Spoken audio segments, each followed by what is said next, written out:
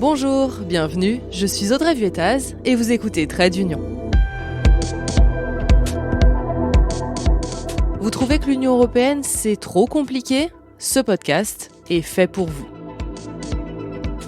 Voici un nouvel épisode d'une série spéciale Élections européennes, réalisée en partenariat avec Public Sénat. Je vous le rappelle, je vous donne rendez-vous 2 fois par mois, le vendredi et jusqu'au 9 juin, pour des épisodes très concrets. Dans quelques mois, on va donc élire des eurodéputés. Mais en fait, qu'est-ce qu'ils font au quotidien ? À quoi ça ressemble une journée d'eurodéputés ? Pour le savoir, avec mes collègues Fabien Recker et Jonathan Dupriez, on en a suivi 2, au pas de course, une femme, un homme, l'un à Strasbourg, l'autre à Bruxelles, Catherine Chabot du parti Renaissance Renew et Arnaud Danjean, membre des Républicains du PPE, le Parti populaire européen. Pour tout vous dire, sachez qu'ils ont choisi tous les deux de ne pas se représenter pour des raisons qui leur sont personnelles, mais tous les deux ont voulu nous parler de ce mandat si particulier. Voici donc un épisode « Vie ma vie d'eurodéputé ».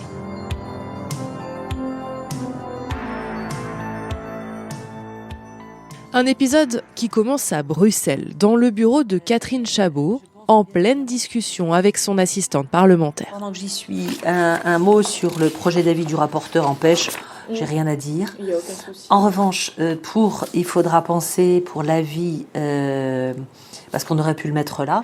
Ancienne navigatrice, elle est spécialiste de tous les sujets en lien avec la mer. Enfin bref, il y a un endroit. À Bruxelles, nous avons surtout nos réunions de commission. Moi, je suis dans 3 commissions, par exemple, environnement, pêche et développement. On a ce travail législatif ici à Bruxelles. Là, moi, je travaille aussi sur des résolutions qui ne sont pas législatives, mais c'est aussi le lieu où on rencontre beaucoup les parties prenantes. Comprenez les lobbies. On dit qu'à Bruxelles, il y aurait près de 50 000 lobbyistes. Alors, chez nous, en France, ça déchaîne les passions, mais vous allez voir que pour Catherine Chabot, ce n'est pas un gros mot. On n'a pas la science infuse, on est amené à se prononcer sur des sujets sur lesquels on n'a pas forcément de compétences, ou alors on a un point de vue de citoyen au départ, voire un point de vue un peu plus éclairé parce que on s'informe, etc. Ce qu'on cherche à construire dans un texte législatif, c'est des textes, souvent des textes de compromis, c'est-à-dire qu'on regarde jusqu'où on peut aller. Alors moi, j'ai une fibre plutôt environnementale, mais je soutiens aussi, j'ai une attention bien évidemment pour les industriels et pour les entreprises. C'est un peu la marque de Renew. On essaie de construire des compromis qui, moi, j'essaie de pousser l'ambition, mais en écoutant aussi les parties prenantes.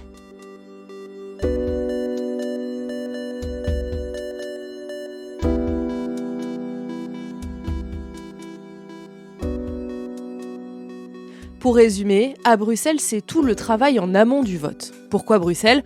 Parce qu'on y trouve la plupart des institutions avec lesquelles le Parlement travaille. C'est quand même bien plus pratique, même si Strasbourg reste le siège historique et statutaire.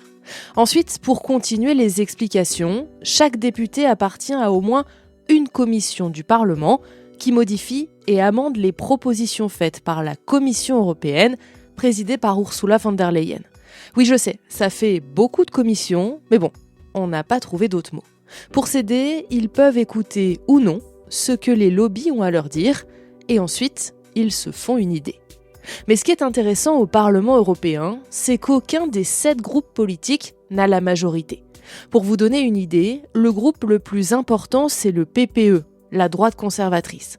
Et il ne compte que 177 membres sur les 705 eurodéputés. Donc, pour chaque texte, il faut s'associer à d'autres groupes, c'est pas tout le temps les mêmes, et pour ça, il faut négocier sec. Il faut aller chercher des majorités. C'est un vrai travail, ça se passe éventuellement en prenant un café avec un collègue. Ça se passe aussi souvent quand on est en réunion. À la sortie de la réunion, on chope le collègue à qui on a quelque chose à dire. Ça, c'est vraiment un bout du travail du député qui est super intéressant. C'est d'arriver à embarquer, à convaincre les autres députés, à commencer par son propre groupe, mais aussi dans les autres groupes, de soutenir tel ou tel amendement qu'on fait au texte, etc. Telle ou telle idée qu'on porte.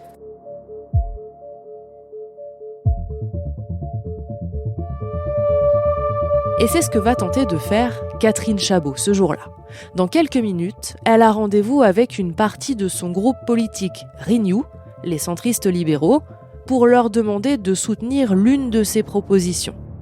Donc là, je vais rentrer dans le groupe de travail d'IC.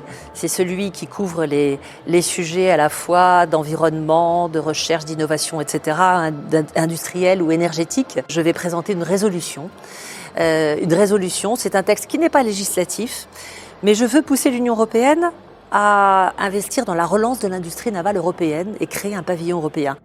Dans la salle, les traducteurs sont sur le pied de guerre, car il n'y a pas que des Français. Et c'est aussi ça, la subtilité du Parlement européen. Il faut apprendre à composer avec des visions différentes. On a travaillé sur la forêt, mais la forêt des pays du Nord et la forêt chez nous et la forêt dans l'Est de l'Europe, ça n'est pas tout à fait la même. Nos agriculteurs, c'est pareil, sur beaucoup de sujets. Il y a toute une mécanique qu'on met quelque temps à comprendre, et voilà, mais qui est passionnante parce que arriver à essayer de convaincre des profils très différents du vôtre, c'est super intéressant. Et puisqu'à Bruxelles, on n'est pas à une réunion près, Catherine Chabot file vers son nouveau rendez-vous pour préparer cette fois-ci les votes à Strasbourg. Les collègues qui ont éventuellement besoin d'un soutien sur un amendement de plénière qu'ils déposeraient ou qui voudraient nous partager leur point de vue sur les amendements déposés par tel ou tel groupe politique, là c'est vraiment l'occasion de débat. Il y a même des sujets, pour tout vous dire, comme on n'a pas le temps d'être sur tous les sujets, il y a des sujets dont on prend vraiment la mesure à l'occasion de ces réunions de délégation. C'est à Strasbourg justement qu'on retrouve Arnaud Danjean, notre eurodéputé LR. Et c'est aussi à ce moment-là que je me félicite d'avoir mis des baskets, parce qu'on va les faire, nos 10 000 pas par jour, et très vite. À Strasbourg, les journées sont super intenses. Tout le Parlement a déménagé pour ce qu'on appelle la plénière. C'est le moment, dans l'hémicycle, 3 jours par mois. Et donc là, on se dirige pour midi à quelques minutes dans l'hémicycle, puisque traditionnellement, à Strasbourg, à midi, chaque jour de session plénière, nous avons les votes, qui sont la partie la plus spectaculaire finalement de notre fonction.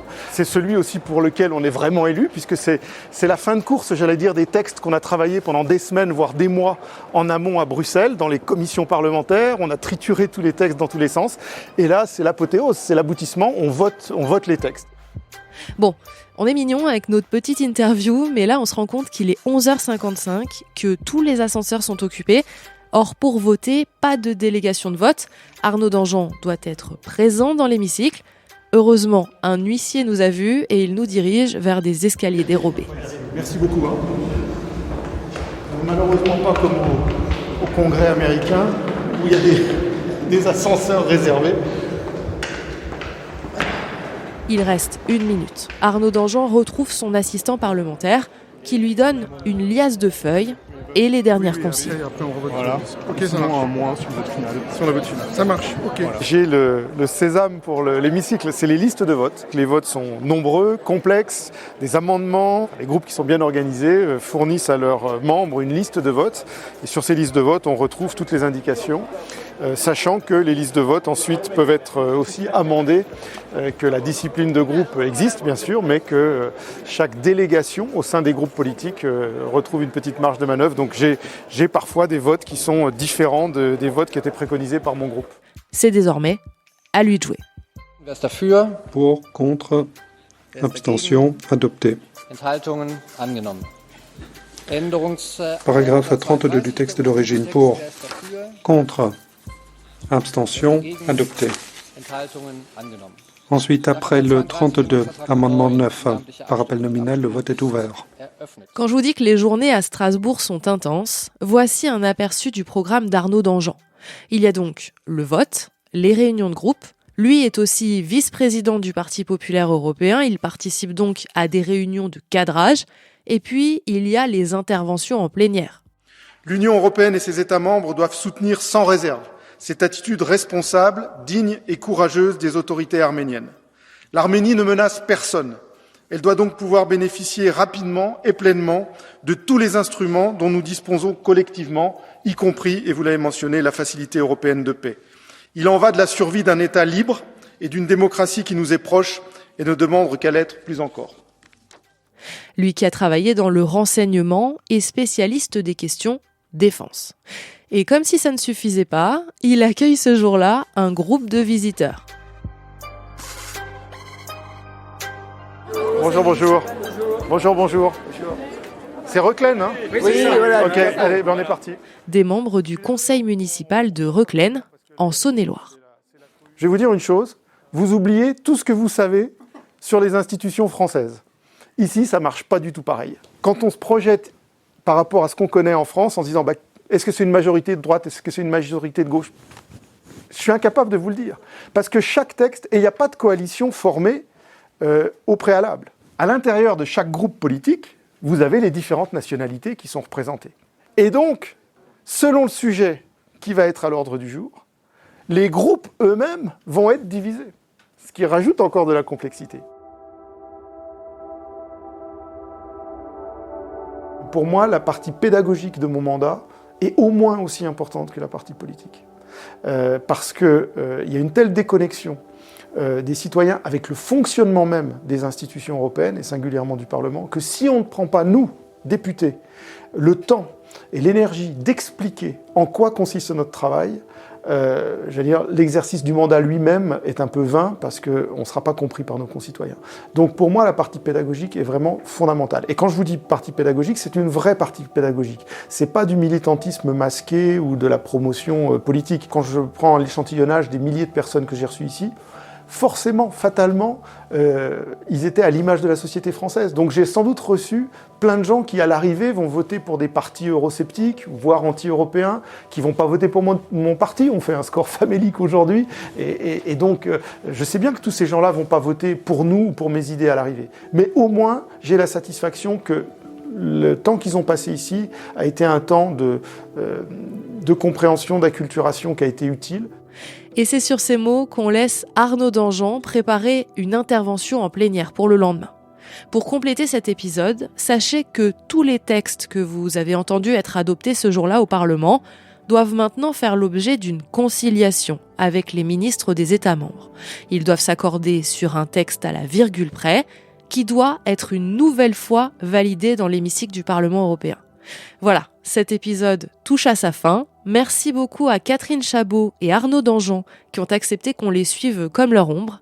J'espère que cet épisode vous en aura appris plus sur le quotidien d'un eurodéputé. Je vous rappelle qu'il fait partie d'une série spéciale en partenariat avec Public Sénat pour vous décrypter les élections européennes. Je vous donne rendez-vous 2 fois par mois, le vendredi et jusqu'au 9 juin. À très vite!